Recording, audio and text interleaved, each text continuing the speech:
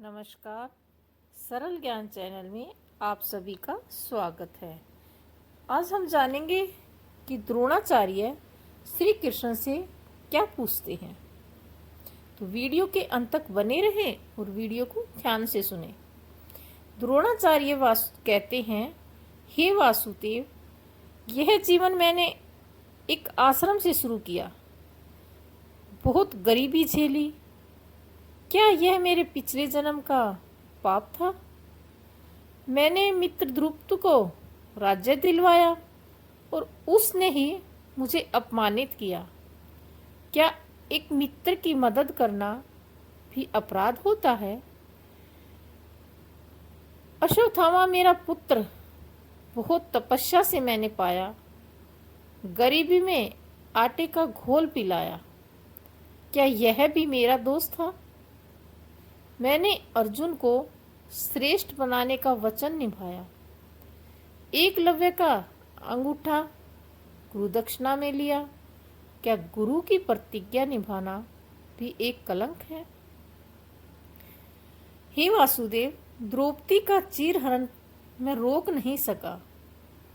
हस्तिनापुर के प्रतिनिष्ठा ने मुझे बांध दिया। क्या यह भी मेरा अपराध था? हे वासुदेव, क्या मैं गुरु में असफल रहा और पिता में भी? मुझे उत्तर दो। तब श्री कृष्ण कहते हैं, हे भारद्वाज, पुत्र जन्म का अर्थ ही मृत्यु की ओर चलना है, लेकिन मार्ग चुनना मनुष्य के हाथ में है। धैर्य वही शस्त्र है जो हर विष को अमृत बना देता है, लेकिन तुमने क्या किया? धैर्य नहीं, प्रतिशोध को चुना। द्रुपद से तुम्हारा बैर था, उसी बैर ने तुम्हें कौरवों के पक्ष में बांध दिया। यही युद्ध का बीज बना। द्रोण, पर मैंने तो शिक्षा, कहते हैं कि मैंने तो शिक्षा एक समान दी, कौरवों को भी और पांडवों को भी। तब श्री कृष्ण कहते हैं, शिक्षा केवल शस्त्र ही नहीं होती, धर्म भी होती है। तुमने दुर्योधन को धनुर्धर तो विद्या तो सिखाई, लेकिन धर्म का मार्ग नहीं दिखाया। तुम्हें संकेत मिला था कि उनकी आंखों में ईर्ष्या थी, हृदय में अधर्म। तुम चाहते तो रोक सकते थे, पर तुमने रोका नहीं। यही तुम्हारा सबसे पहला अपराध था।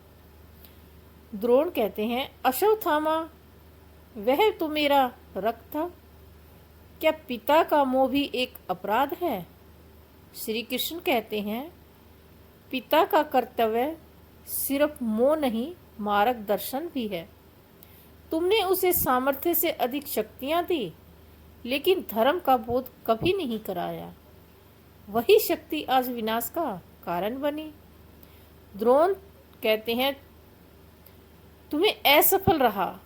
श्री कृष्ण, तुम अर्जुन के गुरु कहलाओगे, लेकिन संपूर्ण गुरु नहीं कहलाओगे। तुम अश्वत्थामा के पिता तो कहलाओगे, लेकिन सच्चे पिता नहीं, क्योंकि गुरु वह है जो शिष्य को केवल युद्ध नहीं, धर्म भी सिखाए, और पिता वह होता है जो पुत्र को केवल शक्तियां नहीं, चरित्रवान भी बनाए। तुमने दोनों ही कर्तव्य अधूरे छोड़े। तब द्रोण ने कहा, तो यही नीति थी मेरी। तब श्री कृष्ण कहते हैं, नियति वही रचती है जो मनुष्य स्वयं बोता है। तुमने प्रतिशोध के बीज बोए और युद्ध का फल पाया। अब मोह त्यागो और शांति को गले लगाओ। द्रोण मौन हो जाते हैं, अस्त्र शस्त्र त्याग कर ध्यान में बैठ जाते हैं। श्री कृष्ण कहते हैं, याद रखो द्रोण, एक गुरु और पिता की असफलता संपूर्ण युग का पतन का कारण बन सकती है। द्रोण कहते हैं, वासुदेव, मैंने शिक्षा दी पर धर्म न सिखा पाया। क्या यह मेरी गलती थी या समय की? तब श्री कृष्ण ने कहा, कुछ समय की समय तो वही करता है जो मन बोता है। बीज बोने वाला ही जानता है वृक्ष कटीला होगा या फल देने वाला। द्रोण कहते हैं, मित्र द्रुपद से वैर, पुत्र अश्वत्थामा का मोह, क्या गुरु और पिता का एक साथ पूर्ण हो सकते हैं? श्री कृष्ण कहते हैं, जो स्वयं को जीत ले वही पूर्ण होता है, पर जिसने अपने ही हृदय को बांध लिया वह शिष्य को क्या मुक्त करेगा? द्रोण ने कहा, धर्म अधर्म मैंने दोनों को धनु और विद्या दी, क्या गुरु का कर्तव्य सबको सम्मान सिखाना? श्री कृष्ण कहते हैं, गुरु का कर्तव्य सम्मान शिक्षा नहीं, सही दिशा होती है। यदि अंधे को दृष्टि वाला एक मार्ग पर चले तो अंधे को डंडा देना पर्याप्त नहीं, मार्ग भी दिखाना पड़ता है।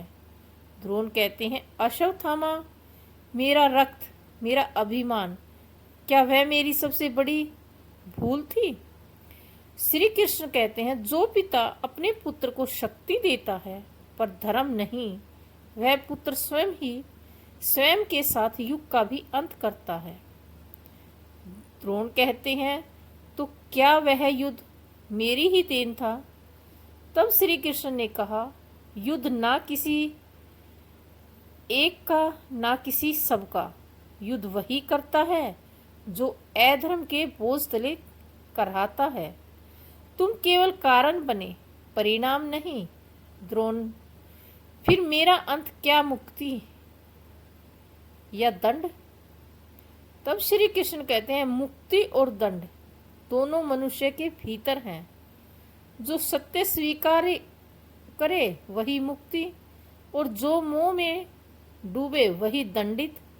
द्रोण आंख और मुंह मौन कर कर, अब मैं मौन चुनता हूँ, कहते हैं। श्री कृष्ण, मौन ही वह उत्तर है जो हर प्रश्न से बड़ा है। कुरुक्षेत्र के युद्ध भूमि पर 18वें दिन का सूरज डूबने को था। चारों ओर रक्त और धूल की गंध फैली हुई थी। रथों के टूटे हुए पहिए गिरे हुए थे, धवस बिखरी हुई थी। धनुष बाणों की बारीकी चमक युद्ध के अंत का संकेत दे रही थी। इसी कोलाहल के बीच एक ऐसा क्षण आया जो युगों तक रहस्य बनकर जीवित रहा। गुरु द्रोण, जिनका जीवन शस्त्र और शास्त्र दोनों का संयम था, धीरे धीरे युद्ध भूमि के मध्य आए और अपना धनुष नीचे रख दिया। उनकी आंखें बंद थी पर भीतर तूफान उठ रहा था। अश्वत्थामा के मारे जाने क्या समाचार सुनकर उनका मन मोह और विरक्ति के बीच डगमगा रहा था। उसी क्षण वातावरण में एक अद्भुत निस्तंभता छा गई। आकाश के बीच मानो समय थम गया हो, किसी को पता ही नहीं चला। श्री कृष्ण वहां प्रकट हुए, कोई उन्हें देख न सका, पर द्रोण के हृदय में उनकी उपस्थिति गूंज उठी। यह कोई सामान्य भेंट नहीं थी, यह आत्मा और परमात्मा का मिलन था, जहाँ शब्दों की नहीं अनुभूति की भाषा थी। द्रोण के मन में एक एक करके सारे दृश्य उभरने लगे। द्रुपद का अपमान, एकलव्य का बलिदान और अश्वत्थामा जन्म, द्रौपदी का चीरहरण और हस्तिनापुर की सेवा में उठाए गए निर्णय, सब कुछ मानो एक चित्र की भांति आंखों के सामने घूम रहा था। हर दृश्य एक साथ उनके हृदय पर एक प्रश्न उभरता है, क्या मैंने धर्म निभाया या अधर्म को मौन सहमति दी? श्री कृष्ण की नील आभा में छिपा रहस्य द्रोण के अंतर्मन को छू रहा था। कोई शब्द नहीं बोले गए, पर हर उत्तर मिलता रहा। द्रोण समझ गए कि गुरु होना केवल शस्त्र सिखाना नहीं, धर्म का रास्ता दिखाना है। पिता होना केवल शक्ति देना नहीं, विवेक देना है। और इन दोनों भूमिकाओं में वे अधूरे रह गए थे। धीरे धीरे उनका श्वास शिथिल हुआ। उन्होंने अपने भीतर के मोह को त्याग दिया और समाधि की मुद्रा में बैठ गए। युद्ध भूमि की गूंज एक क्षण के लिए मौन में बदल गई। उसी मौन में उनकी आत्मा ने सत्य का दर्शन किया कि जीवन और मृत्यु दोनों केवल एक युग के खेल हैं और मनुष्य के कर्म ही उसकी अमरता तय करते हैं। दुष्टधुन का प्रहार हुआ और शरीर भस्म हो गया। पर कहा जाता है कि उस क्षण जब तलवार गिरी, द्रोण के मुख पर मुस्कान थी, मानो वे अपने शरीर के भीतर के बोझ को छोड़ चुके थे।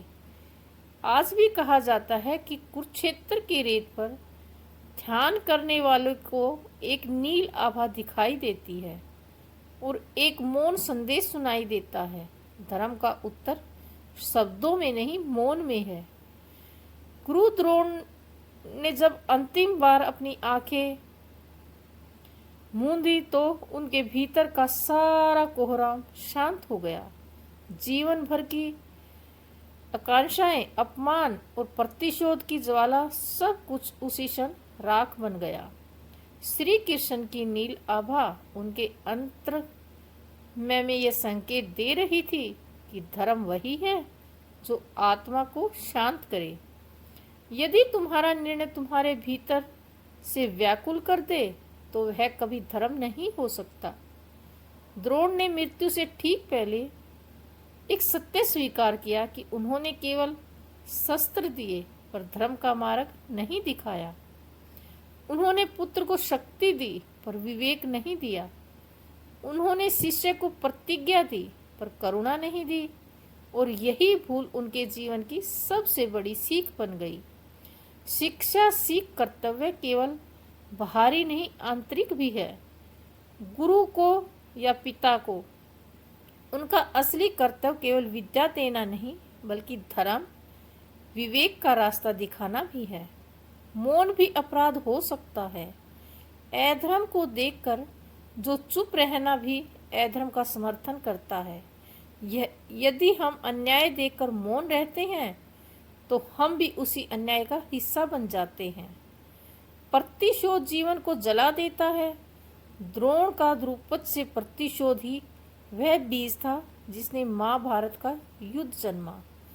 मनुष्य को अपने क्रोध और को बदलने के समय त्याग देना चाहिए, वरना वह जीवन भर बोझ ढोता रहता है। सच्ची विजय आत्मज्ञान में है। यह भूमि के शोर में भी जो मनुष्य अपने भीतर के मौन को सुन लेता है वही सच्चा विजेता है। यह क्या हमें यह प्रेरणा देती है कि जीवन में चाहे हम कितने भी बुद्धिमान, विद्वान, शक्तिमान या सफल क्यों ना बन जाएं, यदि हम धर्म का मार्ग भूल जाएं तो सब व्यर्थ है। एक अच्छा शिक्षक, एक अच्छा पिता, एक अच्छा मित्र या एक अच्छा इंसान बनने के लिए ये जरूरी है कि हम केवल दूसरों को ताकत ही ना दें बल्कि उन्हें सही रास्ता भी दिखाएं। अधर्म के विरुद्ध आवाज उठाना, धर्म के पक्ष में खड़ा होना और मौन को तभी अपनाना जब वह सत्य मार्ग दिखाता हो, यही मानव जीवन की सबसे बड़ी सफलता है। वीडियो पसंद आए तो वीडियो को लाइक करें, शेयर करें और हमारे सरल ज्ञान चैनल को सब्सक्राइब करना ना भूलें। बेल घंटी को प्रेस अवश्य करें ताकि सुबह